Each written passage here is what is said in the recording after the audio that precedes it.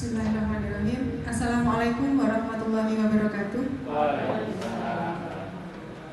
Ibu Kepala Sekolah yang kami hormati, beliau Ibu Sumartin SC Sarjana Pendidikan Magister Pendidikan, Bapak Ibu karyawan SMP Negeri 3 Tengaran yang kami hormati dan kami banggakan.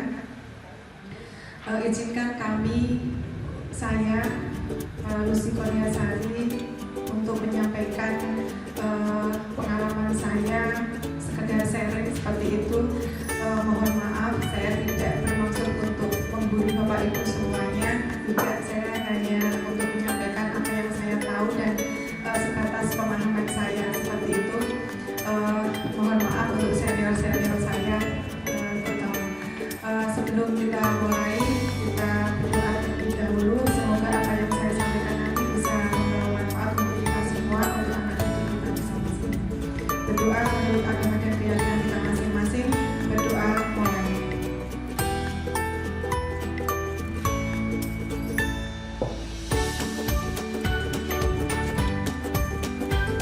Berdoa selesai.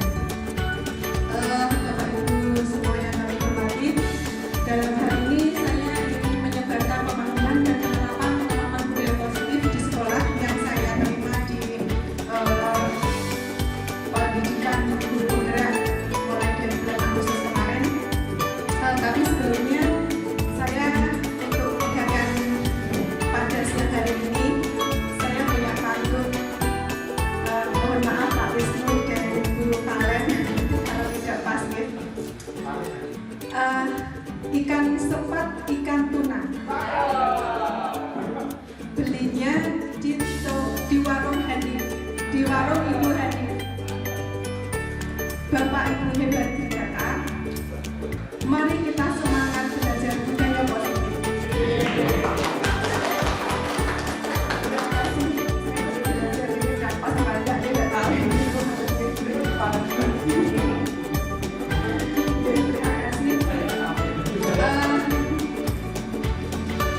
Tujuan untuk penyebaran ini yang pertama adalah menyebarkan pemahaman dan pengalaman budaya positif di sekolah melalui yang pertama disiplin positif dan nilai-nilai kebajikan. Kemudian yang kedua ada teori motivasi, hukuman, penghargaan dan restitusi. Kemudian yang ketiga ada keyakinan kelas. Yang berikutnya kebutuhan dasar manusia. Yang berikutnya adalah posisi kontrol dan yang terakhir adalah segitiga restitusi. Dan ini semua adalah modal kita sebagai pendidik untuk memberikan sesuatu, memberikan hak kepada murid-murid kita agar nantinya kita bisa bersikap lebih baik seperti itu dan anak-anak juga mendapatkan sesuatu yang bisa diterima untuk masa depannya.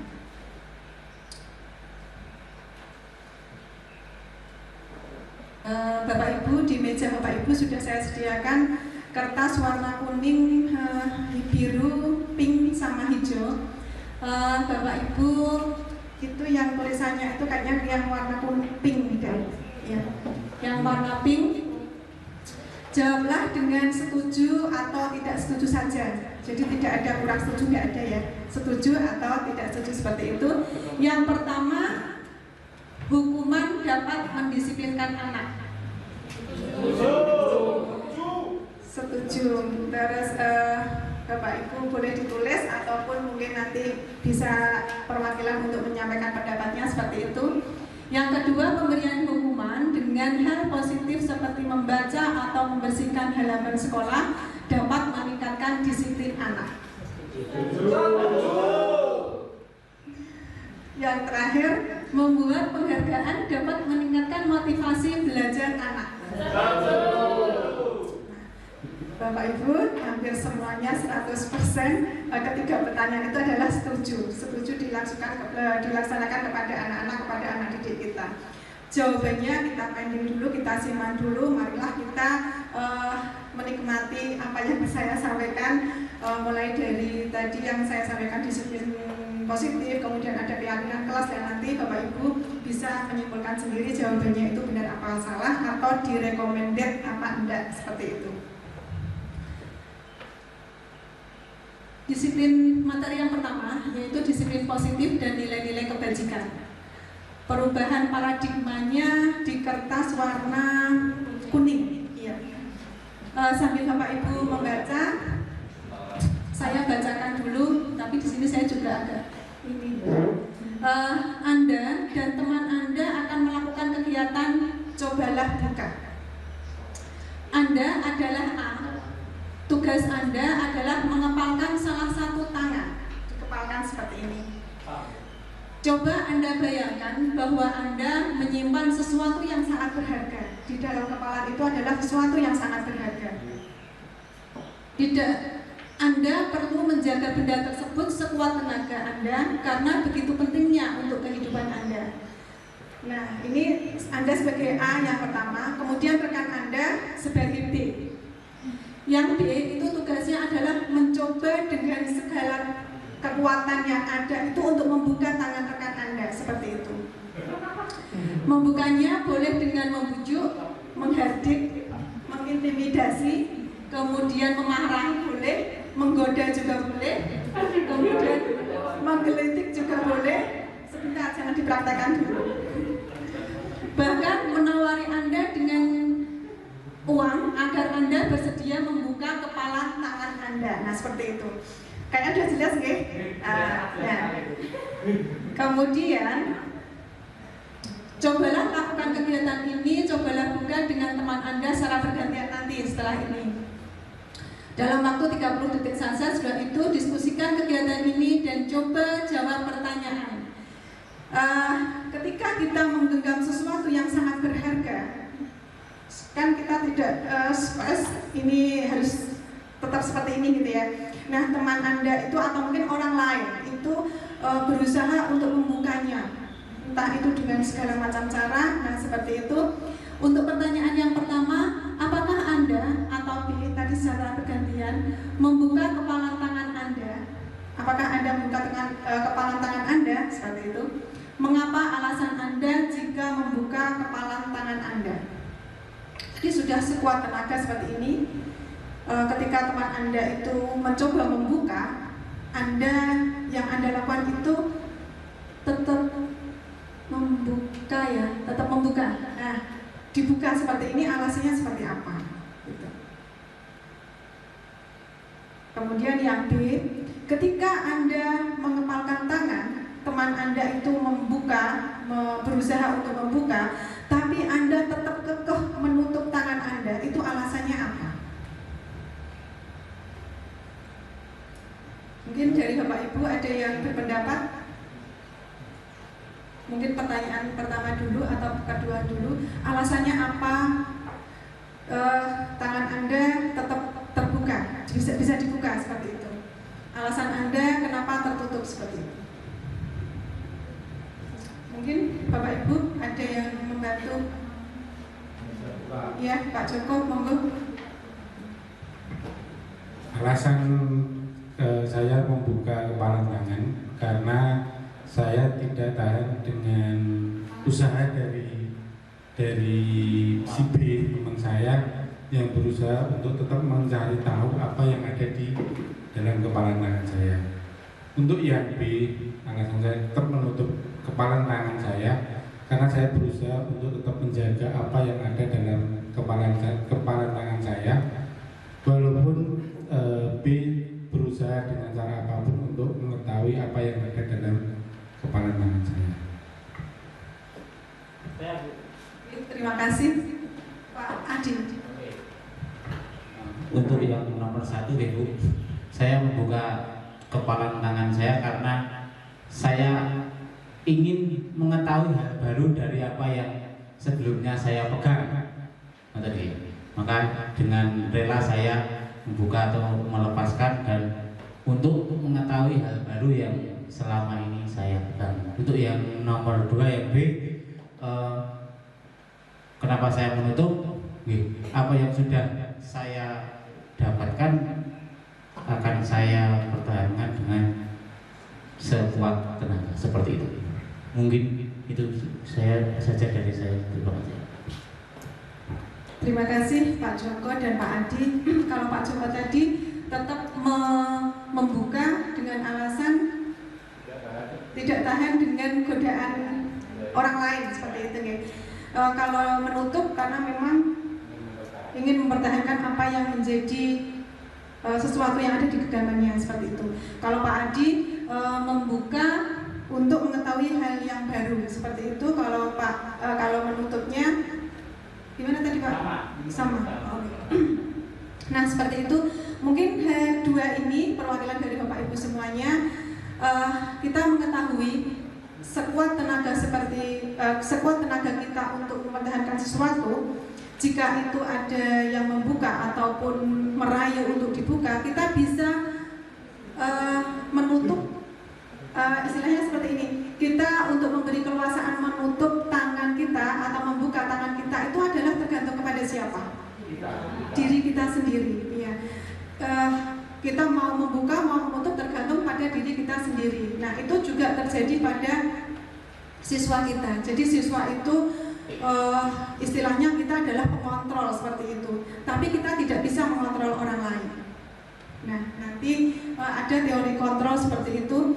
Pertanyaan yang ketiga, dalam kegiatan ini sesungguhnya siapa yang memegang kendali atau kontrol untuk membuka atau menutup kepalan tangan kita masing-masing? Itu adalah diri kita sendiri. Nah seperti itu. Kemudian pada dasarnya kita tidak dapat memaksa murid untuk berbuat sesuatu jikalau murid itu tidak memilih untuk melakukannya. Nah seperti itu. Walaupun tampaknya itu guru sedang mengontrol perilaku murid, hal ini terjadi karena murid sedang mengizinkannya dirinya itu dikontrol oleh gurunya. Saat itu bentuk kontrol guru menjadi kebutuhan dasar yang dipilih murid tersebut. Teori kontrol menyatakan bahwa semua perilaku memiliki tujuan, bahkan terkadang perilaku tersebut tidak disukai. Nah ini ada stimulus respon, kemudian ada teori kontrolnya. Jika realitasnya itu kebutuhan kita sama, tapi menurut teori kontrol itu kebutuhan kita tidak sama. Jadi kebutuhan kita dengan anak didik kita juga tidak sama, kebutuhan anak didik dengan yang lain juga tidak sama. Kemudian semua orang melihat hal yang sama, tapi menurut teori kontrol adalah setiap orang memiliki gambaran yang berbeda. Yang berikutnya, kita mencoba mengubah orang agar berpandangan sama dengan kita, tapi menurut teori kontrol kita harus bisa memahami. Tidak hanya sekedar mengubah, tapi kita memahami apa maksud mereka, apa yang mereka lakukan itu maksudnya seperti apa. Nah, gitu. Kemudian perilaku buruk dilihat sebagai suatu kesalahan, tapi kalau menurut teori kontrol itu adalah semua perilaku memiliki tujuan. Jadi jika anak-anak kita itu berbuat A, itu tujuannya dia pasti punya tujuan sendiri. Dia pasti punya maksud tersendiri kenapa dia melakukan seperti itu. Yang berikutnya adalah saya bisa mengontrol orang lain dan saya tidak bisa mengontrol orang lain. Karena yang bisa mengontrol diri mereka sendiri yaitu diri mereka sendiri. Yang bisa mengontrol diri kita juga diri kita sendiri. Seperti itu. Seperti yang tadi sudah dipraktekkan dengan kepalan tangan. Kalau menurut Ki Hajar Dewantara, seseorang yang memiliki disiplin diri berarti mereka bisa bertanggung jawab terhadap apa yang dilakukannya karena mereka mendasarkan tindakan mereka pada nilai-nilai kebajikan universal. Nah, kebajikan universal itu nanti yang akan kita pelajari seperti apa macamnya, bentuknya seperti apa. Nah, kita nanti ke sana. Sebagai pendidik, tujuan kita adalah menciptakan anak-anak yang memiliki disiplin diri sehingga mereka bisa berperilaku dengan mengacu pada nilai-nilai kebajikan universal yang ada pada profil pelajar Pancasila. Nah, seperti itu. Dan itu kita menggunakan nilai-nilai itu adalah sebagai unsur intrinsik bukan ekstrinsik. Kalau intrinsik itu terdiri dari maksudnya dari diri kita sendiri. Dia tergugah dengan dirinya sendiri. Motivasinya dari diri sendiri, bukan dari orang lain. Meskipun itu adalah dirinya sendiri. Kemudian apa makna disiplin? Disiplin kalau menurut bahasa itu, saya mungkin Pak Wisnu bahasa ini sama Pak Valen, sama Bu Valen. Iya, disiplin artinya adalah belajar. Bahasa Inggrisnya itu maka makna namanya adalah pelatihan atau pendidikan dalam pengembangan harkat spiritualitas dan kepribadian. Nah, suatu disiplin itu adalah suatu kepatuhan seseorang dalam mengikuti peraturan atau tata tertib karena didorong oleh adanya kesadaran yang ada pada kata hatinya tanpa ada paksaan dari luar. Nah, ini adalah disiplin. Yang kita inginkan adalah anak itu patuh dengan dirinya, dengan sendirinya, dari lahir dari dalam hati. Nah, seperti itu. Ini sudah. Profil pelajar Pancasila ada 6 yang sudah Bapak Ibu kemarin sudah memperhatikan P5 ya.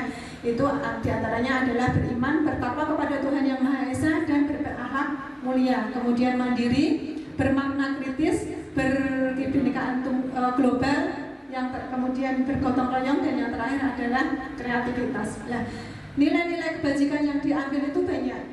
Contohnya ada tanggung jawab, kemudian ada kejujuran, ada bersahaja, ada berkomitmen. Nah, itu kok nilai-nilai kebajikan yang bisa kita tanamkan pada anak-anak yang nantinya kita akan bisa menciptakan budaya positif di sekolah. Seperti itu. Nah, kemudian teori motivasi, hukuman, penghargaan, dan restitusi.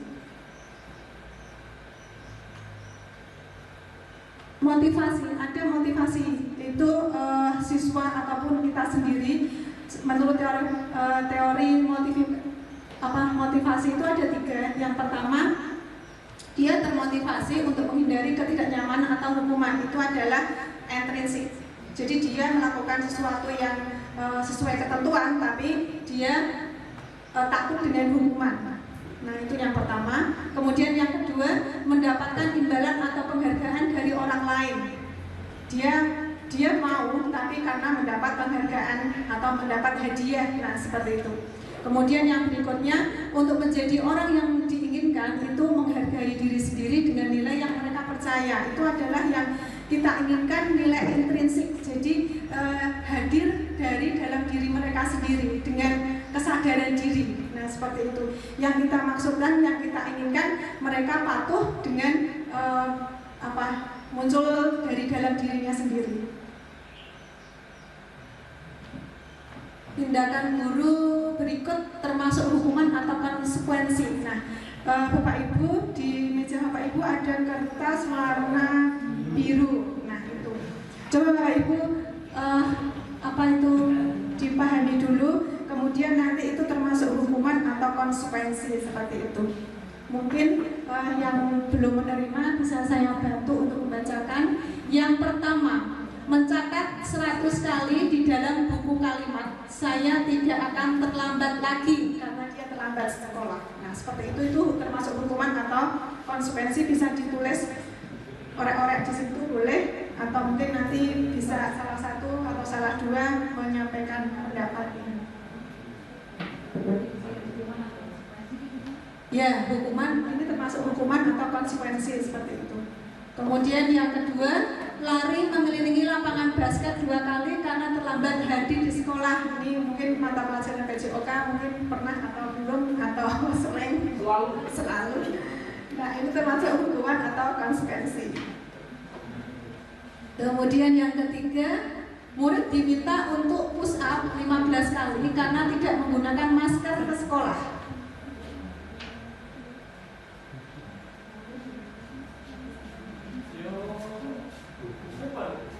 Hukuman atau konsekuensi, seperti itu. Yang keempat, menggantikan kertas tugas teman yang telah dicoret-coret.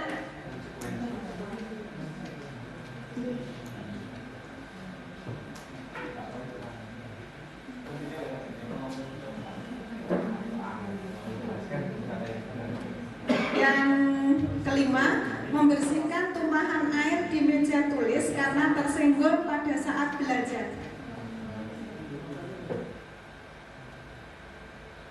Yang keenam, murid diminta bertelanjang kaki nih Pak Marjo nih, sepanjang hari karena tidak menggunakan sepatu warna hitam sesuai peraturan sekolah.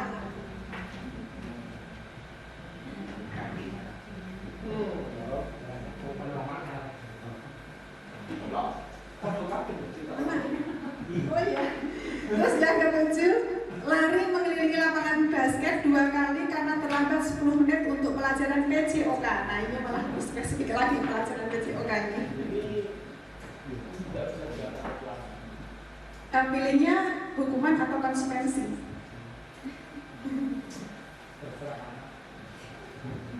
Mungkin dari Bapak Ibu ada yang menyampaikan pendapatnya atau mungkin pengalamannya seperti itu yang sudah pernah melaksanakan ini, termasuk hukuman atau konsekuensi.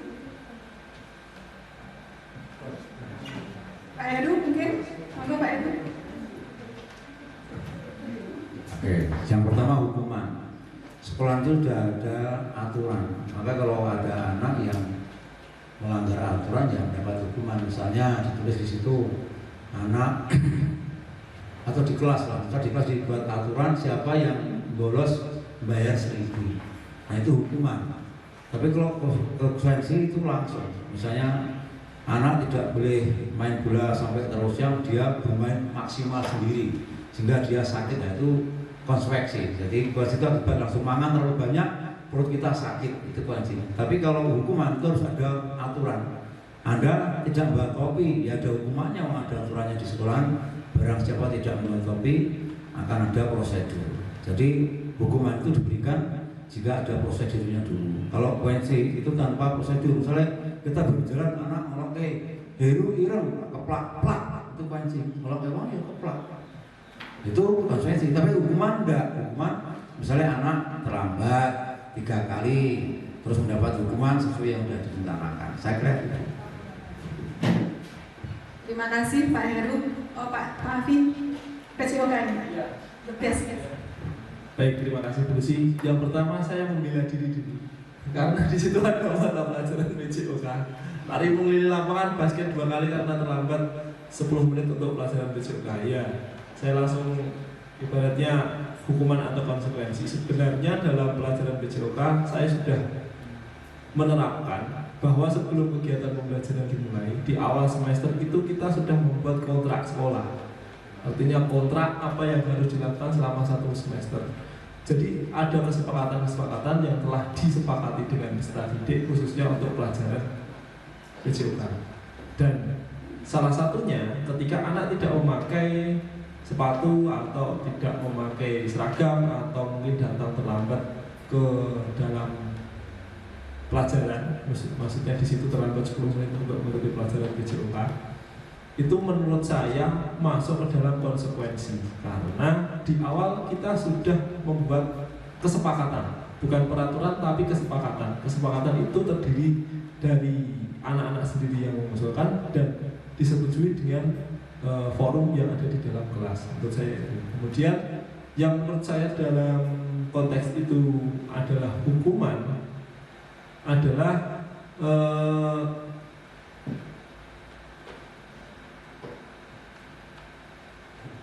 yang ada tindakan tapi tidak yang sama dengan yang dikatakan Pak Ibu. Mulai diminta untuk bertelanjang kaki sepanjang hari karena tidak menggunakan sepatu warna hitam sesuai dengan peraturan sekolah. Itu juga menurut saya jadi hukuman kepada anak. Itu saja mungkin. Iya. Terima kasih. Kembali kasih Pak Afi. Tadi dari Pak Heru sama Pak Afi mungkin bisa mewakili dari Bapak Ibu semuanya deh. Kalau yang kita lakukan itu adalah hukuman atau konsekuensi seperti itu, nanti mungkin Bapak Ibu setelah materi ini atau mungkin dari informasi atau sumber belajar yang lain, Bapak Ibu bisa mengetahui perbedaan atau apa itu konsekuensi, apa itu hukuman dan seperti itu. Sebelum kita lanjutkan, saya kasih ini kuncinya dulu. Tara. Nah, seperti ini.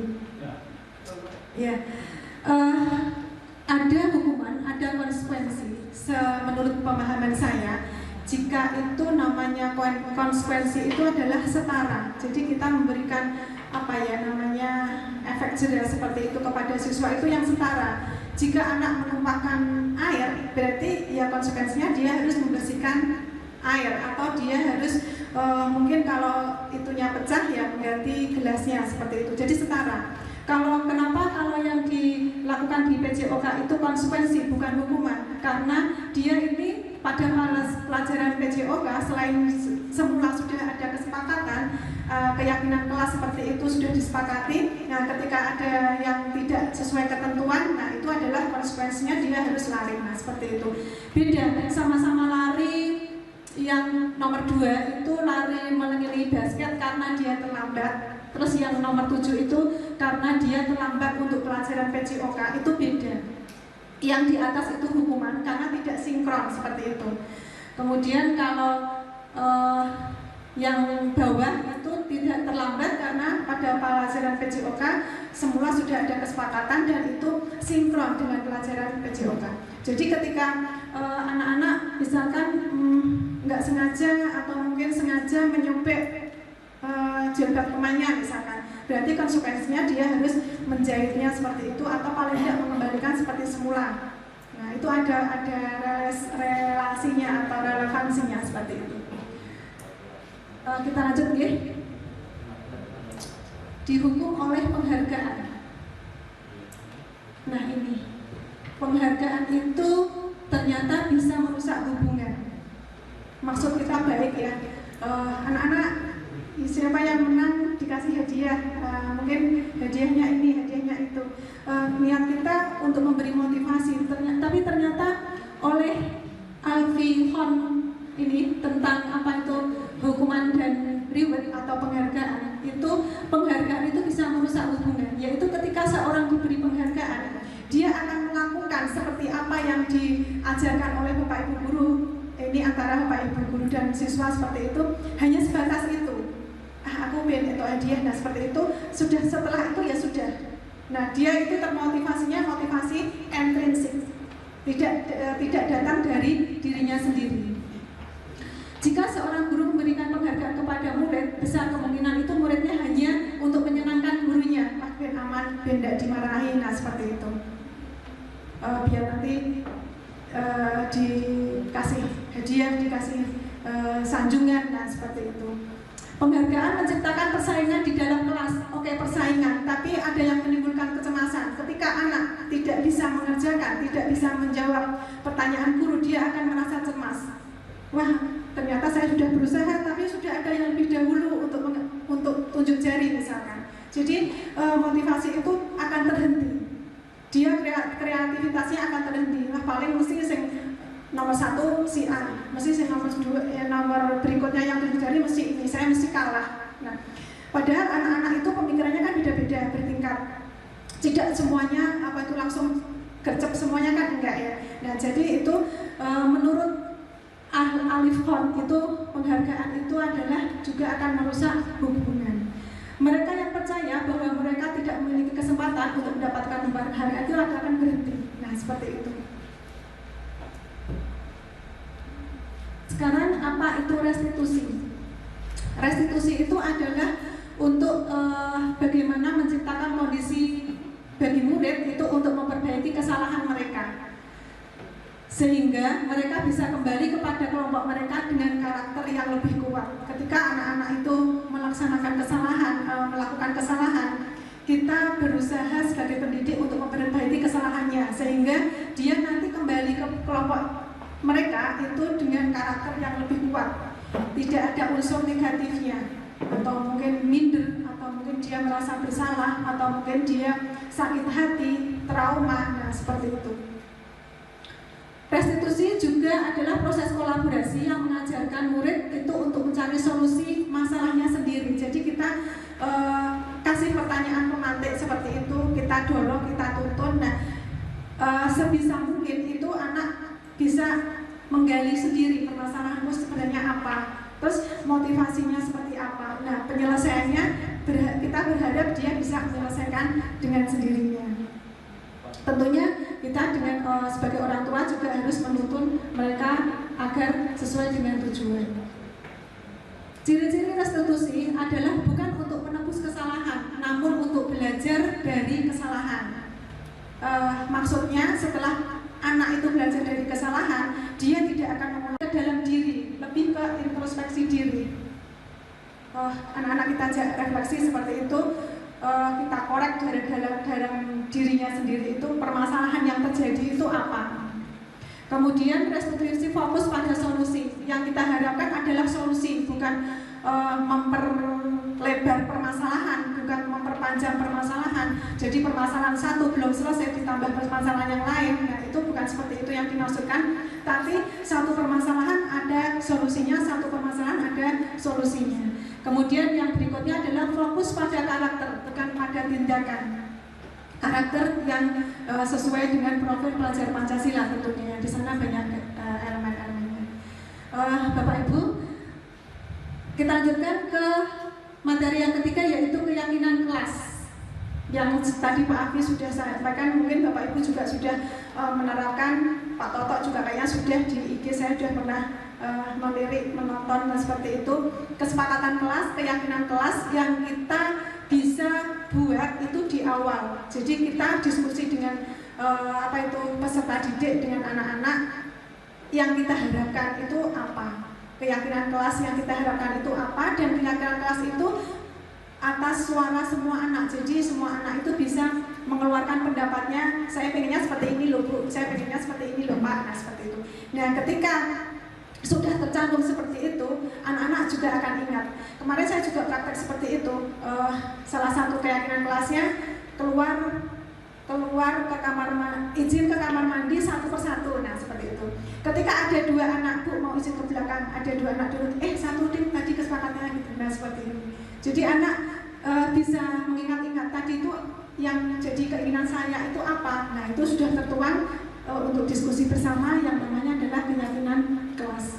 Mengapa keyakinan kelas? Mengapa tidak peraturan kelas saja? Yang pertama, di sini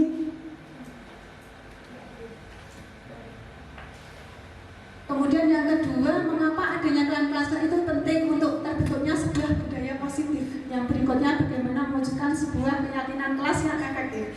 Mungkin dari Bapak Ibu ada yang memberi pendapat, kok keyakinan kelas toh bukan peraturan kelas seperti itu. Mungkin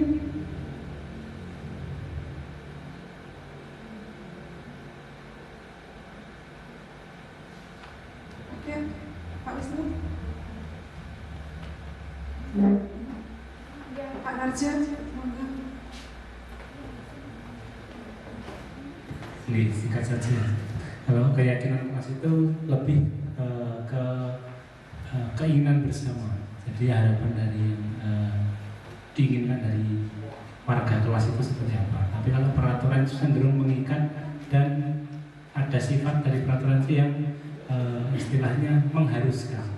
Jadi ada dua, yang pertama keyakinan itu kesepakatan dan dilaksanakannya dengan sukarela. Tapi kalau peraturan itu memang ada keterikatan dan cenderung harus dilakukan dengan ada konsekuensi tertentu jika tidak melakukannya. Terima kasih Pak Najwa. Kenapa kok keyakinan kelas bukan peraturan kelas seperti itu? Menurut pemahaman saya juga hampir sama seperti Pak Najwa seperti itu. Mungkin Bapak Ibu guru yang lain juga sama.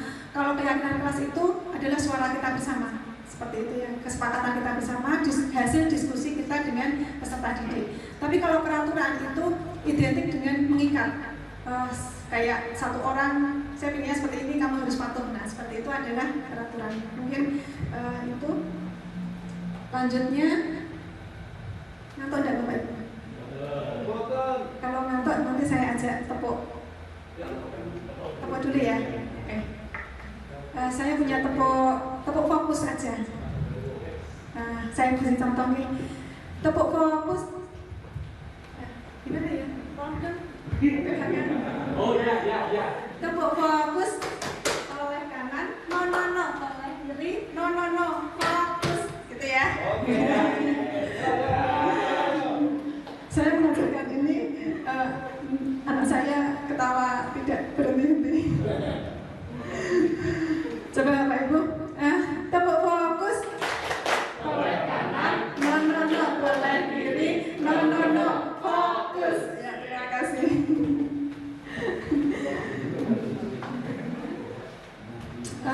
Selanjutnya adalah pembentukan keyakinan kelas.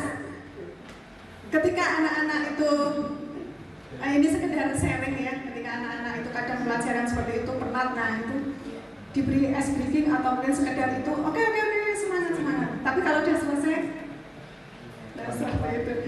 Tapi ini tidak berlaku untuk semuanya. Keyakinan kelas bersifat abstrak dan tidak boleh banyak-banyak, hanya sedikit aja tapi mengena seperti itu. Jadi mudah dihafal ketika anak-anak, oh keyakinan kelasnya ini, tapi nih terlalu banyak nanti kayak poin, kayak kredit poin, nah, seperti itu ya. Kemudian keyakinan kelas dibuat dalam bentuk kalimat positif. Keyakinan kelas hendaknya tidak terlalu banyak, itu sudah. Kemudian digunakan, diterapkan di lingkungan tersebut. Kemudian berkontribusi dalam pembuatan keyakinan kelas itu adalah semuanya atau curah pendapat melalui diskusi. Peraturan kelas ini ada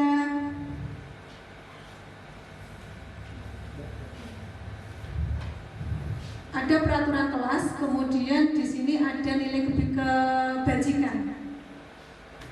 Nah, kesepakatan kelas atau keyakinan kelas itu bisa kita buat mulai dari peraturan dulu. Tapi yang kita bikin bukan peraturannya nanti yang akan ditampilkan, tapi aturan-aturan itu yang bisa mendasari menjadi kesepakatan kelas. Contohnya, kembalikan barang ke tempatnya, dilarang mengganggu orang lain. Nah itu misalkan kembalikan barang ke tempatnya, itu nilai kebajikan yang dituju apa? Tanggung jawab, disiplin, atau mungkin kejujuran ya. Nah seperti itu. Dilarang mengganggu orang lain, menghormati orang lain. Nah seperti menghormati orang lain, iya. Hadir di sekolah 15 menit sebelum pembelajaran dimulai. Nah, disiplin. Nah, seperti itu. Itu kata-kata nilai-nilai kebajikannya yang diminta seperti itu. Dilarang melakukan kekerasan, menghormati orang lain, kasih sayang. Kemudian dilarang menggunakan narkoba. Ya. Kesehatan masuk. Keselamatan masuk, iya. Kemudian bergantian atau menunggu giliran. Tertib, oke, masuk. Sabar, kesabaran, oke. Nah seperti itu. Dilarang merokok. Dilarang, iya, menghormati orang lain.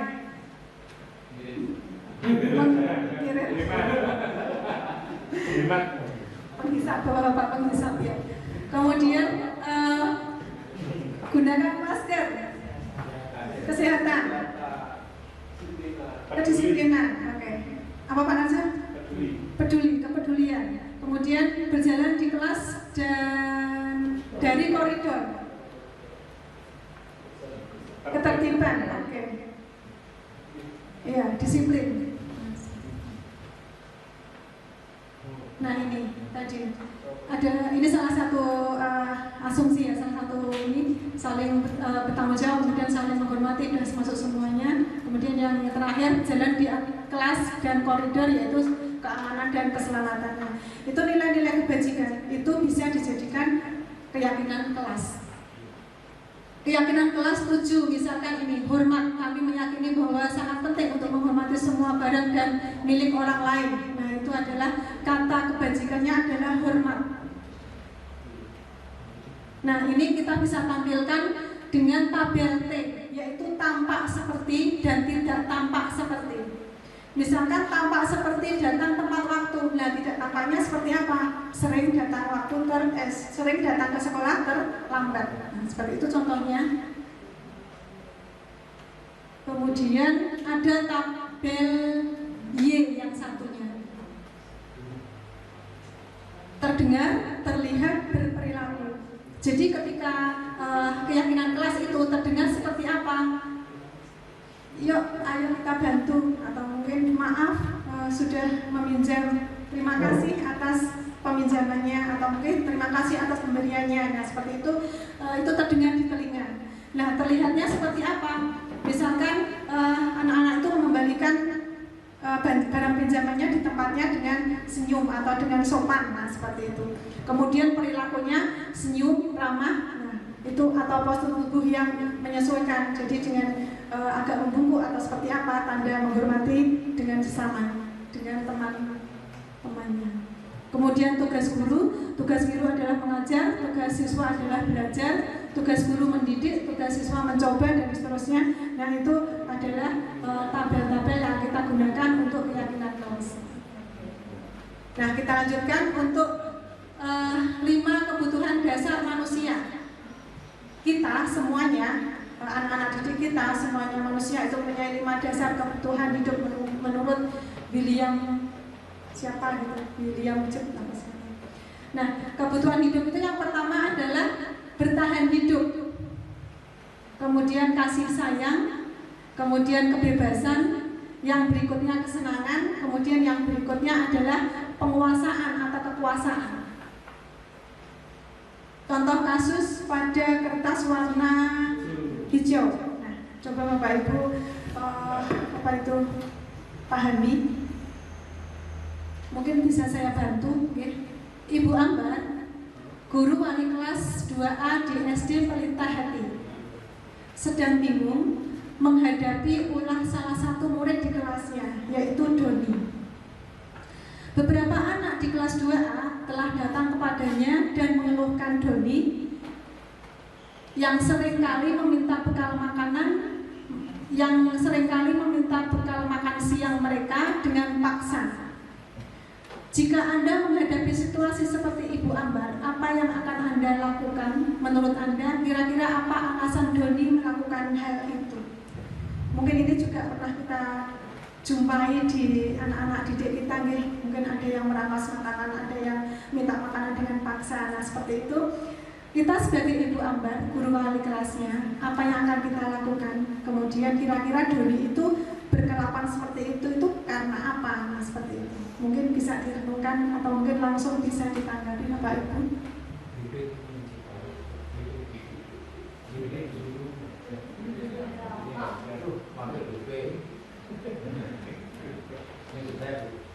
Pak Heru.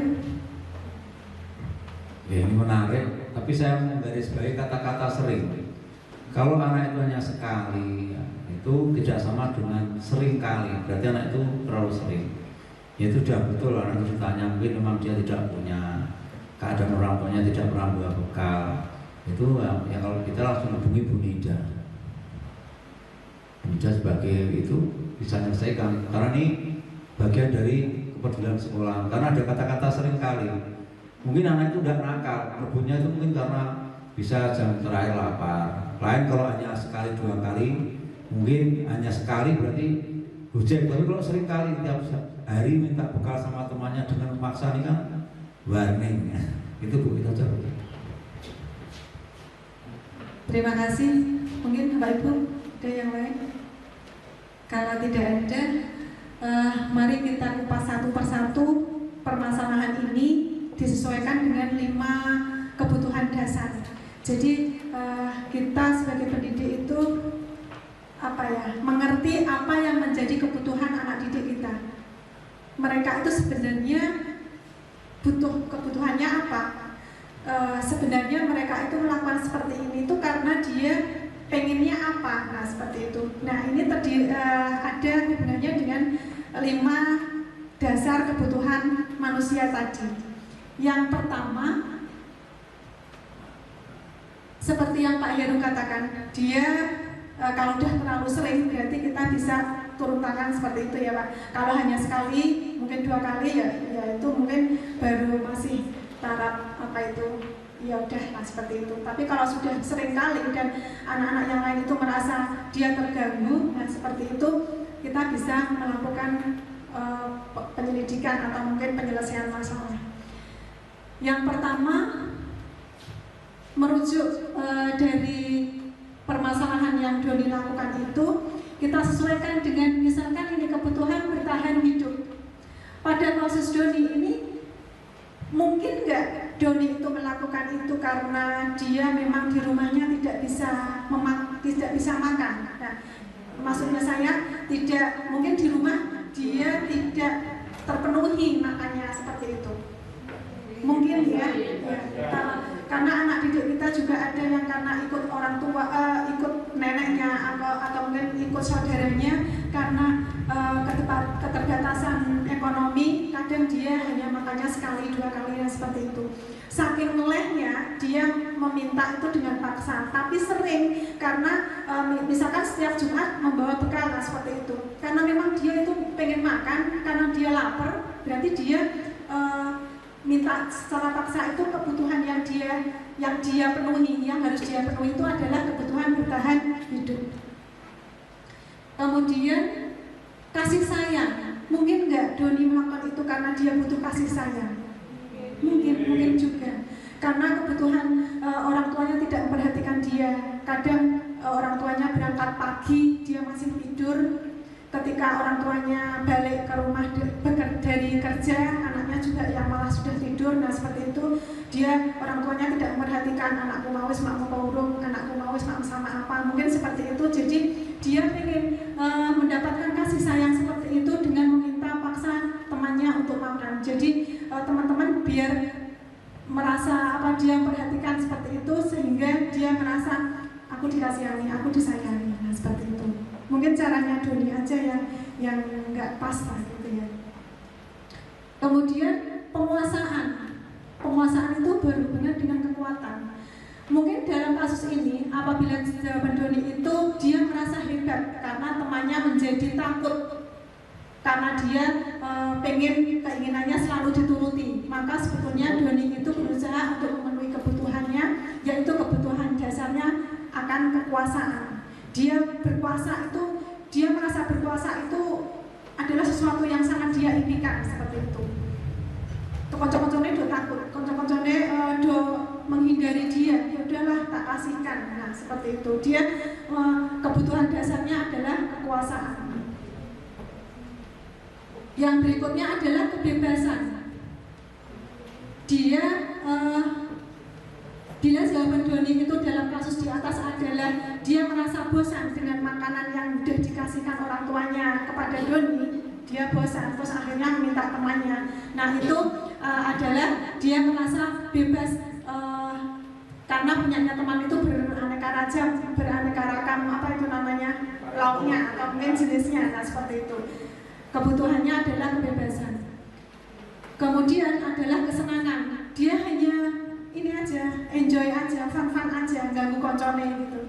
Setelah teman-temannya itu merasa terganggu, dia merasa senang. Nah itu dia memang kebutuhannya dia apa yang harus dipenuhi adalah kesenangan. Maka Doni berusaha memenuhi kebutuhannya akan kesenangan. Nah, seperti itu. Teman-temannya do manyun, nah seperti itu ekspresinya do marah-marah, nah dia senang, dia happy. Nah itu kebutuhan dasar pribadinya. Jadi kebutuhan dasar pribadi itu ada 5 yang tadi, tergantung konteksnya. Jadi anak itu mungkin sama-sama melakukan hal yang sama, tapi 2 anak itu alasannya berbeda. Mungkin ada yang salah satu tadi memang di rumah nggak ada, atau mungkin bosan dengan yang dikasih orang tuanya, nah seperti itu. Atau mungkin dia pengen gagah-gagahan, pengen berkuasa, nah seperti itu, teman-temannya pada takut. Nah, ini yang bisa jadikan bahan refleksi. Dengan nilai-nilai kebajikan yang bisa kita berikan kepada siswa, itu kita berharap siswa mempunyai perilaku yang positif, mempunyai perilaku yang bisa bernilai-nilai luhur Pancasila, yang termasuk dalamnya adalah profil pelajar Pancasila. Budaya dan lingkungan positif itu sehingga di sekolah dapat diwujudkan. Yang kelima adalah posisi kontrol. Contoh kasus, Tisa dan Hana dipanggil masuk ke ruang Ibu Dewi, kepala sekolah SMA Makmur. Ibu Dewi baru saja mendapatkan pengaduan dari Ibunda Tisa bahwa Hana menggunakan kata-kata kasar dan merendahkan Tisa di sosmed atau di sosial media. Nah seperti itu. Jadi yang protes adalah orang tuanya Tisa, yang menggunakan kata-kata kasar adalah Hana, seperti itu ya. Ibu Dewinya sebagai kepala sekolah. 5 posisi kontrol kita itu ada penghukum. Jadi seseorang itu menghukum bisa menggunakan hukuman fisik maupun verbal. Nah, seperti itu. Orang-orang yang menjalankan posisi menghukum itu biasanya kata-katanya ya kurang lebih seperti itu. Contohnya, patuhi aturan saja atau awas, nah seperti itu. Kemudian kamu selalu saja salah. Nah, ini antara pendidik sama peserta didik. Selalu pasti kamu terakhir pasti selesai. Terakhir selesai. Selalu pasti selalu yang terakhir selesai. Nah, guru-guru seperti itu menerapkannya adalah dengan penghukum. Posisi kontrolnya adalah menghukum. Yang kedua, membuat merasa bersalah. Jadi kita berkata-kata bagaimana bisa siswa itu merasa bersalah kepada kita atau mungkin kepada sesama temannya dengan kata-kata contohnya seperti ini. Ibu sangat kecewa sekali dengan kamu. Berapa kali Bapak harus beritahu kamu ya? Gimana coba kalau orang tua kamu tahu kalau kamu begini? Jadi dengan seperti itu kita harapkan siswa itu bisa membuat merasa bersalah dan introspeksi diri seperti itu dan akhirnya dia melakukan hal-hal yang positif. Kemudian sebagai teman, jadi ketika ada anak yang bermasalah, kita memposisikan diri itu sebagai teman. Bagaimana? Nah seperti itu, kata-katanya mungkin bisa seperti ini. Ayo bantulah Bapak ini. Ibu sudah capek-capek mengajar, kamu malah gojekan, nah seperti itu. Itu contoh kata-katanya seperti itu. Ya sudah, lain kali tidak apa-apa, nanti ibu bantu bereskan. Kemudian yang berikutnya adalah pemantau. Pemantau itu adalah mengawasi. Contoh kata-katanya, peraturannya apa? Nah, gitu. Apa yang telah kamu lakukan? Sanksi atau konsekuensinya apa? Karena kamu sudah melakukan seperti itu. Yang terakhir adalah sebagai manajer. Manajer itu kita memberi kekuasaan kepada siswa, kita memberi ruang kepada siswa. Kenapa siswa itu melakukan hal itu? Alasannya apa? Nah gitu. Terus nanti kita mengajarkan solusinya seperti apa. Kamu punya solusi enggak? Nah seperti itu. Solusinya yang menurut kamu mampu, kamu bisa melakukan itu apa? Nah dari kelima posisi kontrol itu diharapkan kita sebagai pendidik itu menjalani sebagai posisi manajer. Jadi anak itu kita beri ruang, kita beri waktu untuk mengungkapkan apa permasalahannya seperti itu, terus kita bantu penjelasannya seperti apa, kamu yang bisa lakukan itu apa, nah gitu. Jadi dia punya unsur intrinsik sendiri untuk menyelesaikan masalahnya dan kemungkinan apa diharapkan siswa itu bisa belajar dari kesalahannya. Posisi manajer yang paling ini di. Kemudian yang berikutnya yang terakhir adalah segitiga restitusi, yaitu kita menyelesaikan masalah, memberikan solusi kepada siswa itu dengan 3 langkah atau 3 namanya restitusi, yaitu memperbaiki kesalahan. Kita belajar dari kesalahan, tidak menghukum dan seperti itu. Yang pertama adalah menstabilkan identitas. Nah, jadi ketika yang diharapkan dari pendidikan ini, ketika ada anak melakukan kesalahan itu kita punya 5 kontrol tadi ya. Yang diharapkan adalah kontrol yang kelima, yaitu posisi manajer. Kemudian dalam menyelesaikan masalah itu ada 3, yaitu yang pertama menstabilkan identitas. Jadi anak itu kita kirim dulu biar nanti bisa muncul apa yang menjadi motivasi dia. Contohnya ini, tidak ada manusia yang sempurna, nak. Seperti itu nih, kira-kira seperti itu. Lagi banget.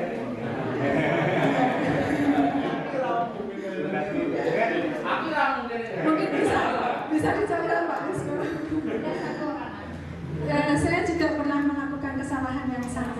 tapi kita bisa memperbaiki kesalahan itu. Kita bisa belajar dari kesalahan. Terus Bapak Ibu tidak tertarik dengan apa yang kamu lakukan, apa yang kesalahan yang sudah kamu lakukan, tapi kita cari solusi bersama-sama. Nah, seperti itu.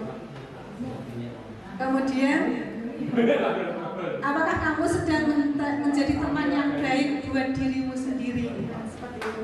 Jadi menstabilkan identitas itu anak luruh dulu, hanyut, nah seperti itulah kira-kira. Ya, kira-kira dulu di kayak dulu apa namanya itu.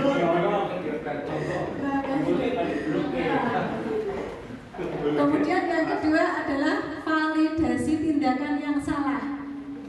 Nah, pada saat kita klarifikasi anak yang melakukan kesalahan itu setelah tadi yang pertama menstabilkan identitas, yang berikutnya adalah validasi tindakan yang salah. Jadi contohnya gini, kamu pasti punya alasan mengapa kamu melakukan ini.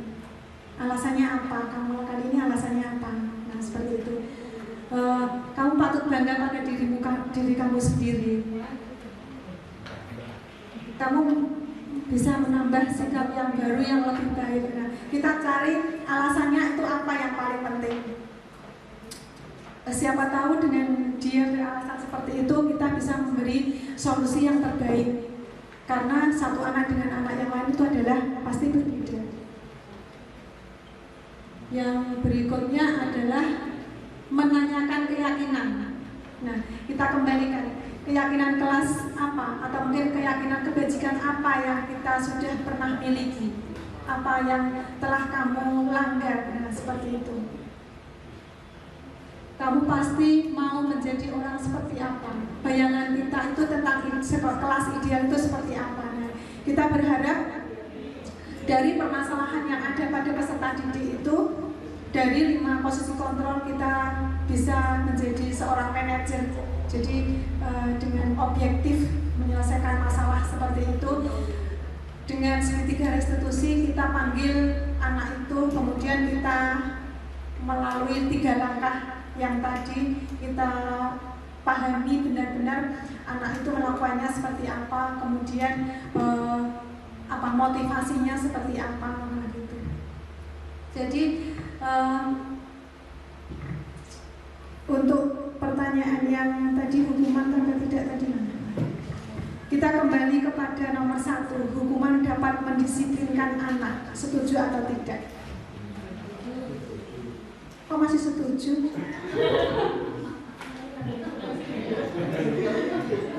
Hukuman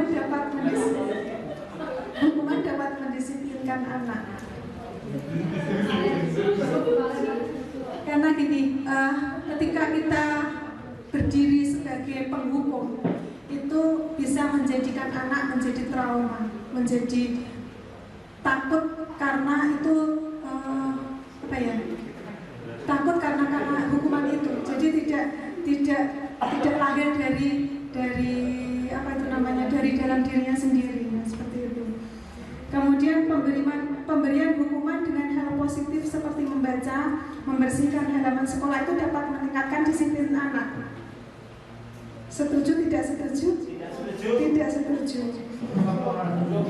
Iya, tidak setuju. Hukumannya harus ini setara tadi. Jadi jika menumpahkan gelas, menumpahkan air, ya konsekuensinya dia bukan berupa hukuman. Yang berikutnya, membuat penghargaan dapat meningkatkan motivasi belajar. Tidak setuju. Iya.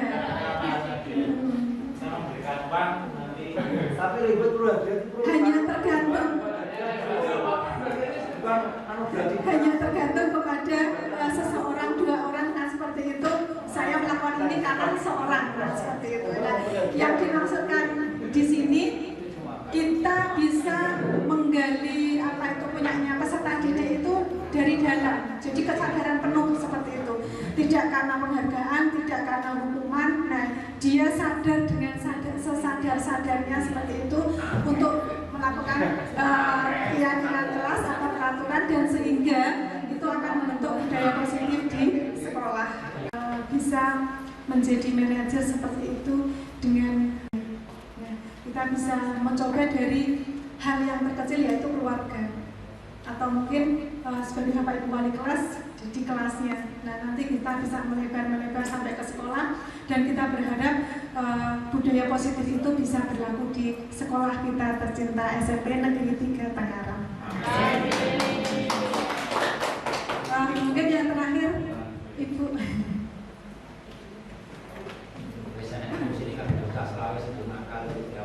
Bapak Ibu yang saya hormati, hari ini siang ini fungsi mengimbaskan modul 1.4 ya Bu ya, yaitu tentang segitiga restitusi. Ada 3 hal. Yang pertama validasi kebutuhan, 2 menstabilkan identitas, 3 yaitu menanyakan keyakinan. Nah, tadi imbas pada akhirnya berharapnya di sekolah kita ini akan tumbuh nilai-nilai yang positif. Tapi kita mulai dari diri kita sendiri. Kita juga refleksi tadi, apa aku itu sebagai penghukum, apa saya itu sebagai manajer, dan lain sebagainya. Nah, tentu Bapak Ibu pernah berperan macam-macam. Pak Hafiz tahu menghukum belum? Nah, berarti kan wis tahu menghukum ya Pak Hafiz ya, jadi penghukum. Nih Pak Hafiz juga pernah menjadi seorang manajer ya. Pak Hafiz juga pernah menjadi teman bagi anak didiknya. Demikian juga kita. Nah, mari kita mulai Bapak Ibu supaya nilai-nilai positif itu menjadi kesadaran dan kebutuhan bagi kita, dan kita imbaskan kepada lingkungan kita, khususnya kepada anak didik kita, sehingga 6 dimensi profil pelajar Pancasila itu bisa diwujudkan oleh anak-anak kita. Itu kerinduan yang luar biasa. Mesti nek wis 6 dimensi itu ada dalam diri anak, ora enek bocah nakal, ora enek bocah bolos, ora enek bocah sing wani karo bapak ibu guru, ora enek bocah sing ra nggarap tugas. Karena semua dimensi terpenuhi. Ora enek Pak Narjo ngoyak-oyak bocah melu sholat berjamaah ya Pak Narjo ya. Karena semua sudah dilakukan ya. Beriman, bertakwa kepada Tuhan Yang Maha Esa, dan berakhlak mulia.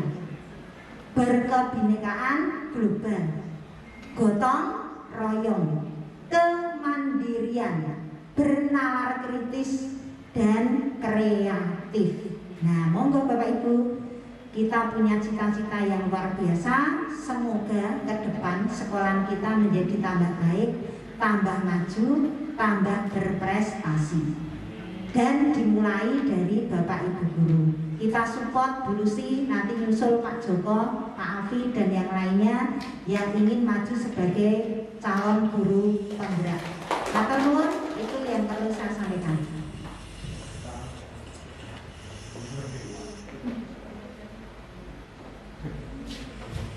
Terima kasih Ibu Kepala Sekolah yang sudah memberi pencerahan kepada kita semua. Semoga apa yang kita harapkan bisa dikabulkan oleh Allah SWT, Tuhan Yang Maha Kuasa.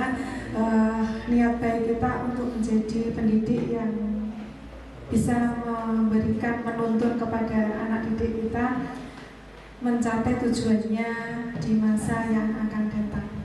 Yang terakhir adalah terima kasih. Terima kasih dari kami. Semoga bermanfaat. Terima kasih Bapak Ibu sudah membersamai saya, sudah setia menunggu saya memberikan kita sharing, kita berdiskusi seperti ini. Terima kasih atas semuanya. Semoga bermanfaat. Bila ada kesalahan dan kekurangan, saya mohon maaf yang sebesar-besarnya. Terima kasih. Billahi taufiq wal hidayah. Assalamualaikum warahmatullahi wabarakatuh.